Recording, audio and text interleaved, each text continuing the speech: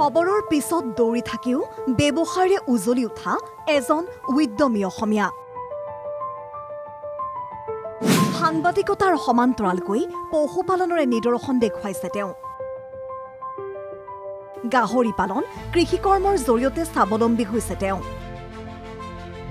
গাহৰি পালনৰে বছৰি 4 পৰা 5 লক্ষাধিক টকা উপাৰ্জন কৰিছে লোকজনে দিন ৰাতি একাকাৰ কৰি সমাজৰ অতন্ত্ৰ প্ৰহৰীৰ ৰূপত খবৰ যোগান ধৰাত ব্যস্ত থাকে সাংবাদিকজন কিন্তু সাম্প্ৰতিক সময়ত সাংবাদিকতা সেৱাৰ উপৰিও বৃত্তিলৈ ৰূপান্তৰ হোৱাৰ পিছতো এইখন অসম মুলুকত এছাম সাংবাদিক আজিও আৰ্থিকভাৱে সচ্ছল নহয় যাৰ বাবে বহু কষ্টৰে সাংবাদিকতা ব্ৰতি থাকিও অন্য ক্ষেত্ৰত মনোনিৱেশ কৰিবলগীয়া হয় বহুজনে তাৰ মাজতে এক ইতিবাচক চিন্তাৰে উদ্বুদ্ধ হৈ আৰ্থিকভাৱে স্বনিৰ্ভৰশীল হোৱাৰ মন মেলিছে এজন সাংবাদিকে সোণাপুৰৰ দৰে এটা বৃহত্তৰ অঞ্চলৰ পৰা বিগত প্ৰায় 18 বছৰে ছপা আৰু বৈদ্যুতিন মাধ্যমত সংবাদ সেৱা আগবঢ়াই আহিছে কমল কৃষ্ণ ডেকাই মপচলীয়া সাংবাদিকতাৰে সামাজিক দায়বদ্ধতা পালন কৰি অহা কমল কৃষ্ণ ডেকাই শেহতীয়াকৈ নিজৰ আৰ্থিক সচ্ছলতাৰ দিশটো গুৰুত্ব দি আৰম্ভ কৰিছিল এক ব্যৱসায় পশুপালনৰ এক কৰ্মশালা প্ৰশিক্ষণ লৈ মালৈবাৰীৰ এক কথাভূমিৰ এই পৰিসৰতে 2 বছৰ পূৰ্বে আৰম্ভ কৰিছিল এখন গাহৰিৰ ফাৰ্ম মাত্ৰ 3000 টকাৰে দুটাকৈ উন্নত জাতৰ গাহৰি ক্ৰয় কৰি আৰম্ভ কৰিছিল ব্যৱসায় তাৰ পিছত আৰু উভতি চাবলগীয়া হোৱা নাই কমল কৃষ্ণ ডেকাই 2 বছৰৰ ভিতৰতে গাহৰি পালনৰে স্বাৱলম্বী হৈছে সাংবাদিকজন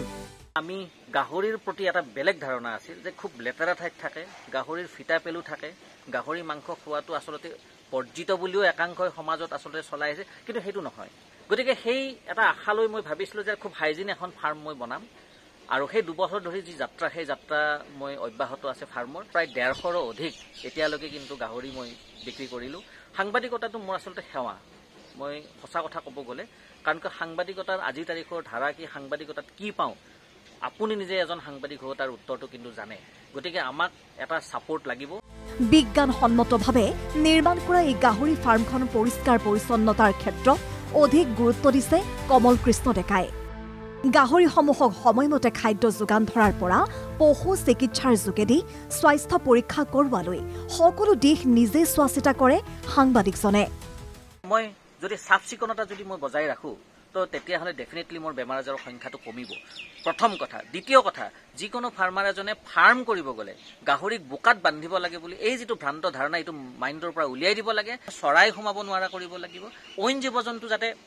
মোৰ ফাৰ্মত সোমাব নোৱাৰে মই সেইটো চাব লাগিব আৰু হাইজিনিটি সদায় মেইনটেইন কৰিব লাগিব গুড কোৱালিটিৰ বস্তুৰ সমাদৰ আজিও আছে মাৰ্কেট আছে তাৰ মাংসৰ ডিমাণ্ড আছে তাৰ পোৱালিৰ ডিমাণ্ড আছে গতিকে মই যথেষ্টখিনি লাভৱান হৈছোঁ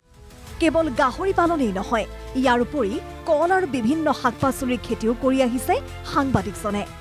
এই ফাৰ্মখন স্থাপন কৰাৰ পিছতে মোৰ মনত এটা চিন্তা আহিছিল সেই চিন্তাটো হৈছে যে অলপ আমি মাল্টি কম্পোজিট ফাৰ্ম কিবা এটা কৰিব পাৰোঁ নেকি ধৰক মই অকল গাহৰিতে সীমাবদ্ধ নাথাকি মই আপুনি দেখিছে মই ইয়াত কলগছ আছে আৰু সিটোফালে যদি চাওঁ আপোনালোকে দেখিছে মই কিছু তাত ভূমি চাফ কৰিছোঁ জংঘল চাফ কৰিছোঁ কাৰণ কিয় তাৰ পূৰ্বে তাত মই যথেষ্ট নেচাৰামা মই সঁচা কথা ক'ব গ'লে যথেষ্টখিনি নেচাৰামা মই বিক্ৰী কৰিলোঁ নিজে খালোঁ কলগছ ৰোপণৰ পিছতে ছাঁ পালোঁ তাৰ কলপাতটো তেওঁলোকক খুৱাওঁ তাত ফাইবাৰটো তেওঁলোকে পায় কলৰ ডিলটো খুৱাওঁ সেইকাৰণে এনেধৰণে বিভিন্ন ধৰণৰ কৃষি কৰ্ম মই ইয়াত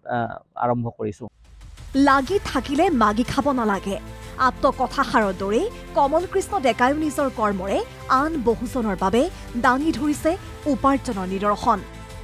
সাংবাদিকতাৰ কণ্টকময় যাত্ৰাৰ মাজতো মনৰ দৃঢ়তা সাহস আৰু আত্মবিশ্বাস থাকিলে যে বিভিন্ন কৰ্মৰে নিজক উজ্বলাব পাৰি তাৰে এক শেহতীয়া উদাহৰণ এইজন জ্যেষ্ঠ সাংবাদিক